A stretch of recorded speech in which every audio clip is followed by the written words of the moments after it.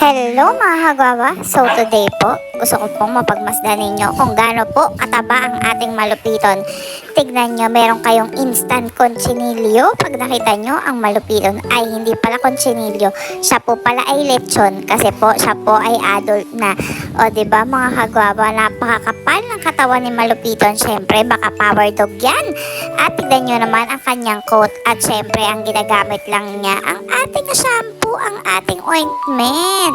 Syempre, gawa ni Mrs. Guava yun. Kaya talaga naman, talagang maaasahan at hindi tayo mapapahiya dyan. Kaya po ganyan kaganda ang coat ni malupiton at ganyan siya kakapal. Syempre, trusted products lang ang ating ginagamit para sa kanya at para sa iba pang halimaw sa mga kagwaba. So ano pang hinihintay nyo? Mag-PM na kayo sa akin. At meron nga palang mga anak na available si malupiton, mga males din. At syempre, kasing kakapal din ni malupiton natin mga kagwaba. Kung gusto niyo po silang makita, pwede niyo po silang puntahan dito sa Bayabas Kennel or mag-upload ako ng video para makita niyo sila mga kagwaba.